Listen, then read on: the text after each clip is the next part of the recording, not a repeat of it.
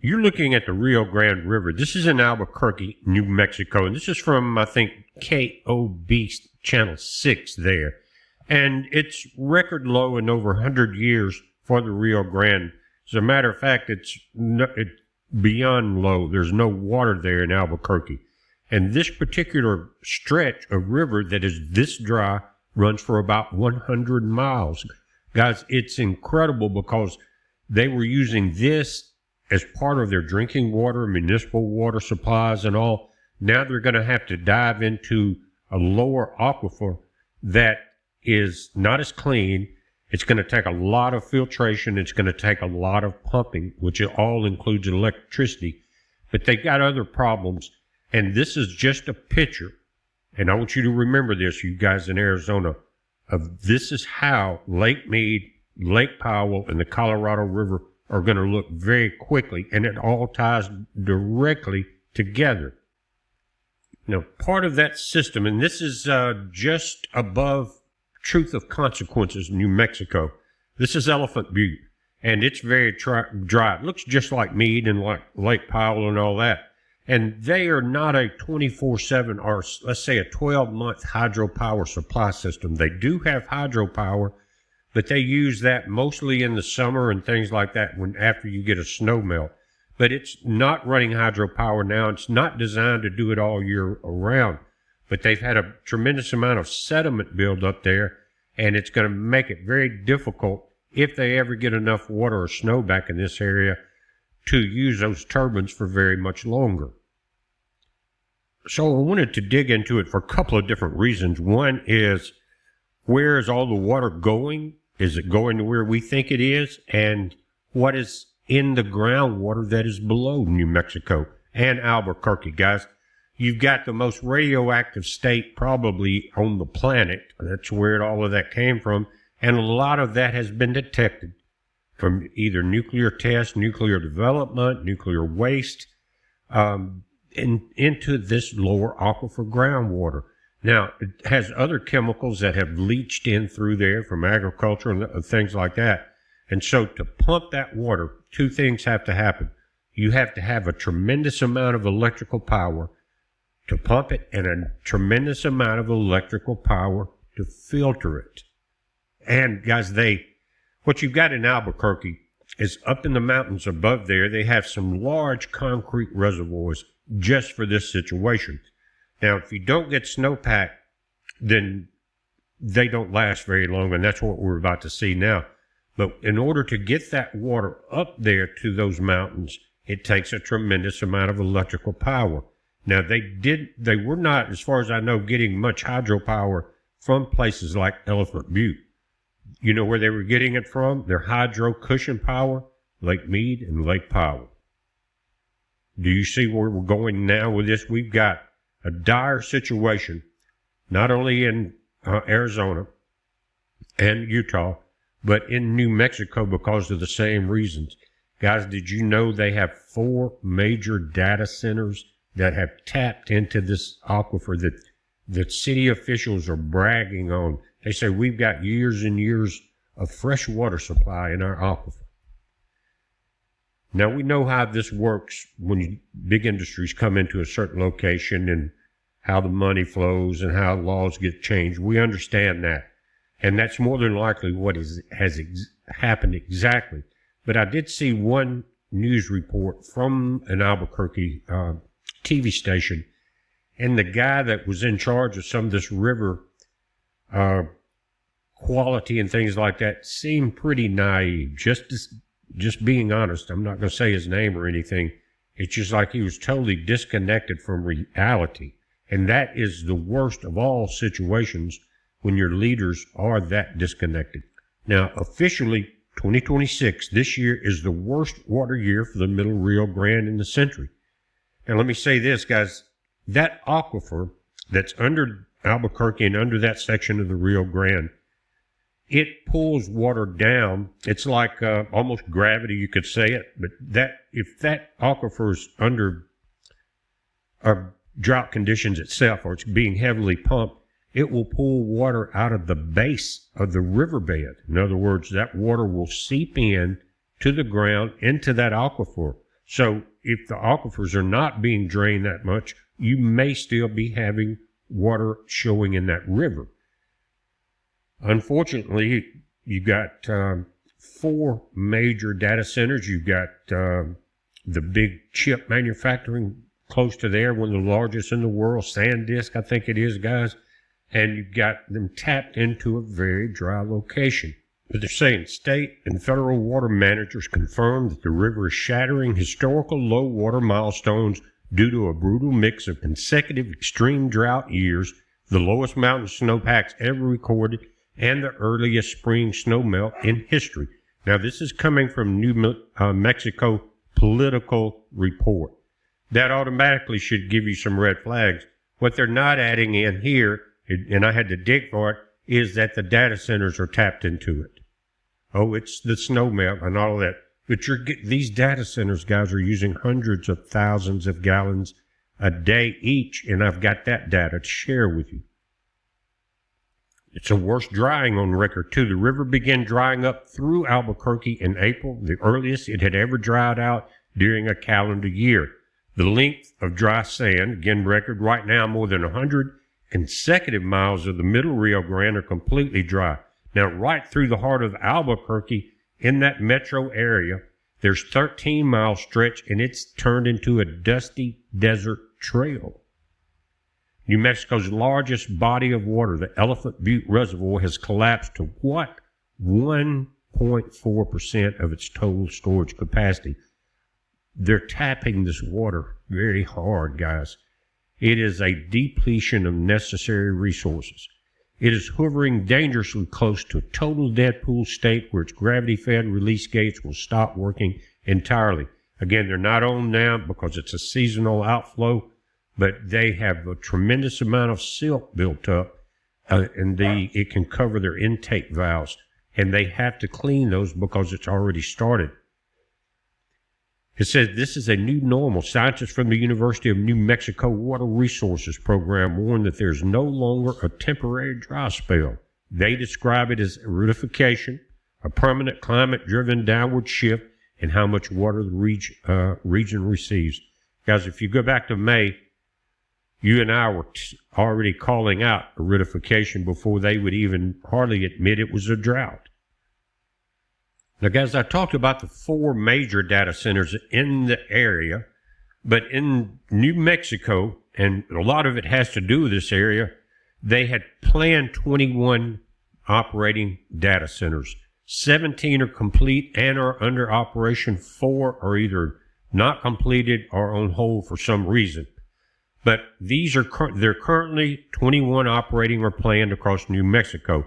Together, these facilities draw up to 1.8 billion gallons of water per year from the state's shared public supplies, which heavily rely on both the Rio Grande and underground aquifers. Because data centers tie into municipal tap networks rather than drinking directly from the river, their exact individual shares of surface water versus groundwater, it fluctuates depending on the city supplies and seasonal drought restrictions. A lot of drought restrictions are in place now, but I doubt if they're in place for this. And why are we seeing a record dry Rio Grande River? I mean, we know that we didn't get much snow melt in those areas. It's obvious at Lake Mead and Lake Powell, Lake Fontenelle, Flaming Gorge. It's obvious. But what they're not putting into the factors is, again, when they pull from the underground aquifers, it pulls moisture out of the bottom of the riverbeds right into the aquifers. And it's very silty and sandy at that point, requires more filtration. Now, some of these reports, guys, really get to me. But anyway, here's what we're dealing with. Meta, which is Facebook, they have the major facility there in Los Lunas, New Mexico. The massive campus is the most prominent facility tied to Rio Grande watershed. It consumes roughly 75 million gallons of water annually. While critics point to its high consumption during dry seasons, here's the report, which is complete BS. Meta offsets its footprint by funding watershed restoration projects to return water to the Rio Grande. Now, these projects I don't think have been put in place yet. Do you see water in the Rio Grande? Do you see the lies? We're going to create more jobs after we destroy several 100,000 acres or whatever it is. And we're going to destroy that, bulldoze everything off, disrupt wildlife, drain the water, put up power poles, bring in natural gas and diesel generators, and terraform the planet. Now, one of the big ones that they're working on is called Project Jupiter, guys. It's in Santa Teresa. This gargantuan, secretive AI hub is currently under construction near the Texas border to host infrastructure for tech giants like Oracle and OpenAI. Because the lower Rio Grande frequently runs dry in the desert region, locals express heavy concern that its massive 24/7 evaporative cooling needs will accelerate the downdraw of local aquifers. Of course it will. So the Rio Grande, guys, you know, it's one of Texas' borders when it's all said and done, getting through that area. And it's already been getting dry, but now we're seeing it. You can walk across it in many places. They're probably having dune buggy races.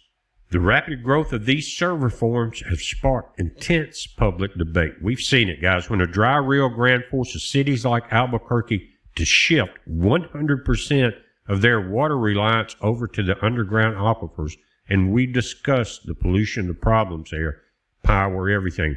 Data centers continue to evaporate millions of gallons of that same potable water to keep their systems cool. Guys, and they talk about replenishing some of the water and all, but once they've got a couple things they do with water. I think 3 totally. One is they cool the chips. Before they do that, they have to clean the chips, and it's a chemical process. And what they do is what they say is perfectly pure water. You can't have grit or sand in a chip as it's getting clean, or it will ruin the chip. But all of that water gets polluted and dumped back in. They say they filter it out, but guys, there's chemicals involved in the return water that is not good at all. And when the rivers get low, and you're talking about return water, many times they will pass the standards. In other words, if the water's too hot, say at a nuclear plant or one of these facilities, it will kill the fish. So they have to hold it, let it cool, and before they can release it, if they do that. But right now, we're not seeing much concern over preservation of anything but data centers. Now, each state has its own data centers, basically, but the area there at Albuquerque is called the Meta Los Lunas campus. The vast majority of these operating facilities are clustered in the Albuquerque metro area. Mega projects like the AI-focused Project Jupiter in southern New Mexico are still under active construction and are not yet operational. They're not going to have a lot to operate on if they don't get heavy snow this winter. And I've been watching that weather map with that high pressure area, and it's just not showing it happening. But again, Meta Los Lunas campus, guys, is the big drain for that area. And it's no wonder, like I said, that you're seeing a dry riverbed with that much water being pulled out. And now it's going to do the same thing to the aquifer. Now, guys, I looked at the reports from the Meta campus there in Albuquerque, and they do not list hydropower as one of their sources. But if you dig a little bit deeper, they list, the grid and things like that.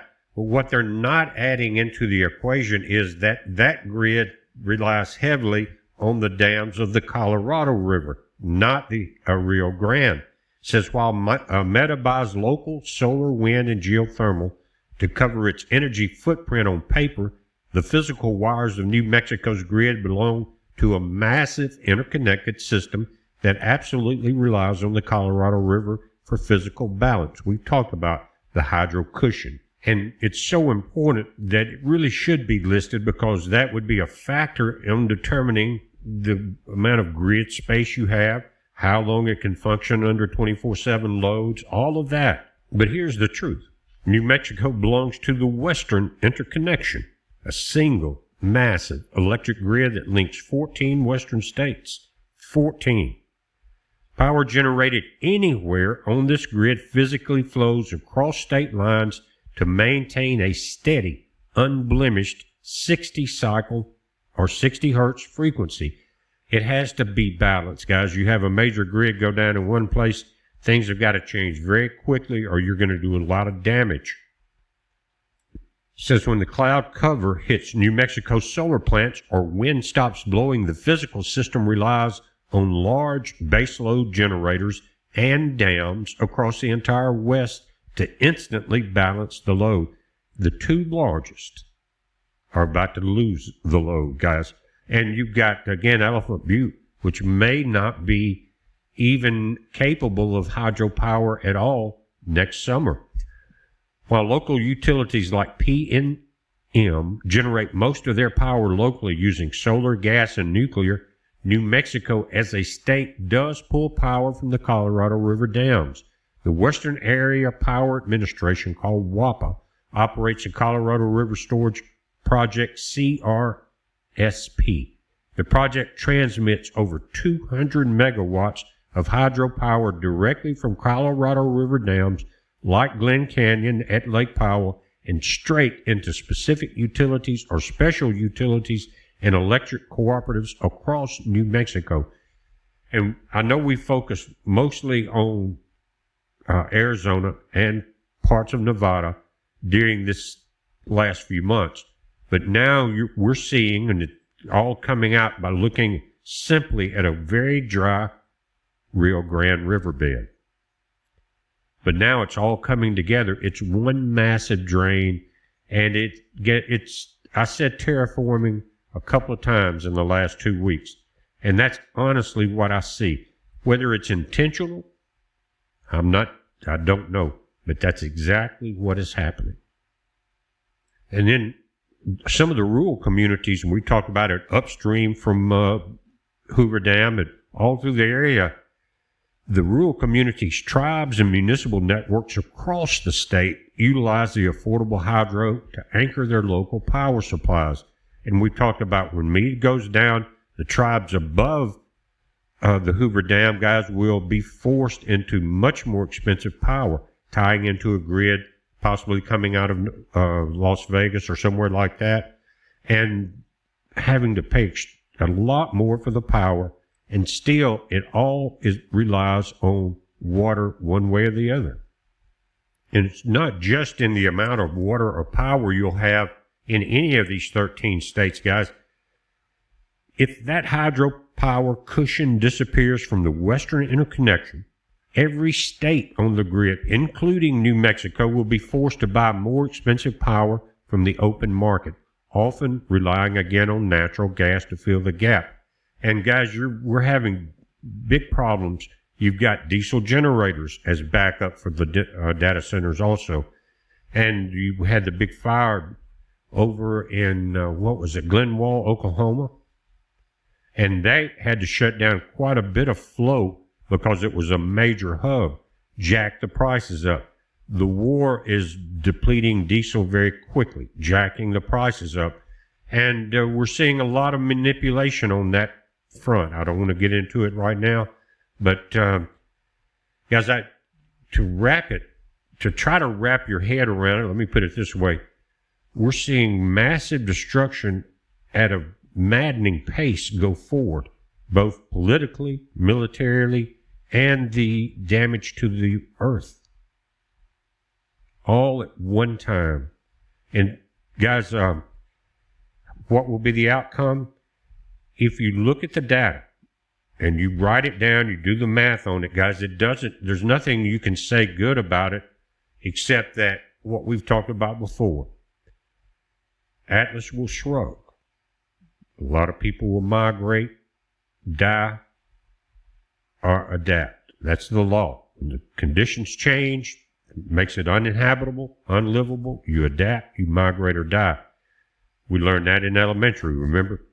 And so that is the factor. That is what's going to happen. Guys, it has been hot here. We are at 101 degrees right now. Heat index with the humidities at 135. Real feels in the high teens, but 101 just straight up Fahrenheit. And it's been higher than that. We've been in 107 regular Fahrenheit this week. And if you have a grid down situation in that type of conditions, it's going to hit home very quickly. And when you talk about the diesel supply shortages, you've got 3-day supply routes to resupply places like the Walmart Food Center or the other big grocery chains. And a lot of those have backup generators like we're seeing in Indiana, which got devastated, especially Lake County and the county to the right of that, and still have probably 100,000 people without power. They got devastated, and the amount of diesel that they're going to need is tremendous. In other words, you've got a few hours, say Walmart grid goes out, which the ones that are in that part of Indiana, their grid is out. So they rely on diesel backup generators, and if they go down for over about 3 hours, they have to get out everything that's out of the refrigeration systems. The trucks are using as much diesel to get there as they are in the air conditioner reefers that's pulling it. So it's a one big bottleneck that we're looking at. So the mental state is that you have to realize where you're at, what we are facing, and how do you make it through? How do you get down to the bare necessities? Everyone's going to want water, food, and some comfort. And many are going to be very fortunate to have all three of those. Again, a little electricity, keep you cool, a little food and water, you'll make it. So focus on those three first. Many of you already have. It's called prepping. And there's a reason for it. A lot of us saw this going on, and every one of you have read into the same thing I have over the last 15 or so years. People just roll their eyes, everything's fine, water is infinite, food is infinite, air conditioning is infinite, and the jobs are infinite. It's all good. You don't have to worry about it. Those are the ones that are not going to make it. Now, they may be a difficult group to handle when they realize that they don't have anything and that belly starts getting very thin. You understand what I'm saying? So that's another thing to think about. But it's coming. There's nothing we can do about it. The wheels have already been put in place. The drought mechanisms have been put in place by Mother Nature and the drain. But again, I hate to say it, but I'm going to do it one more time. I see terraforming. And it may not be for an alien species or something like that, like we've seen in some of the old movies. It may be simply to eliminate the mass majority of a single species and let some of the elite of that very group make it through. It never works out the way they want it to. It always backfires, and we're going to see it. But the way we're going to do it is not by a war, not by a revolution. It's by preparation. And again, as that tsunami of chaos, when people get hungry and get thirsty and hot, that's going to come. Those reactions are real. There's no way to avoid it. You've got to be prepared for that, but you don't want to run into that tsunami wave. You want to be on a little higher ground, prepared, and let that wave wash past you. Step out when it's gone, look around. It may be a much different environment. It may be a lot less people in that environment, but that is how it's going to play out. We passed that 13,000-year half cycle, December 21st, 2012. Same as the 13th back tune crossed. And that was the year we saw record ice melt in December 2012, starting in September, but in December maxing out and really melting the Arctic ice sheets. Now they're worse than they were before then. And that is the refrigerators of the planet. One is supposed to be cool, one is supposed to be hot. That's the balance. Now they're both getting warm. Look at what's happening to the water. What can we say? We're living through one of the changes that most of us never thought we would see. A full 13,000-year cycle change. It's amazing, but it's going to be something that you got to navigate through very carefully. And I've got some other information that I want to get out, guys. Some of it's just a little bit dicey, if you understand what I'm saying. So again, if I feel like it's not safe to put on YouTube for some reason, I will go into the YouTube community and say, check out Patreon, because they don't have the same restrictions or anything like that. Join there if you haven't already. And again, you've got a $5 tier, guys, that supports the channel, everything we do, and it is ad-free. We're watching it, guys. You watch it. It's a heads up. Be safe.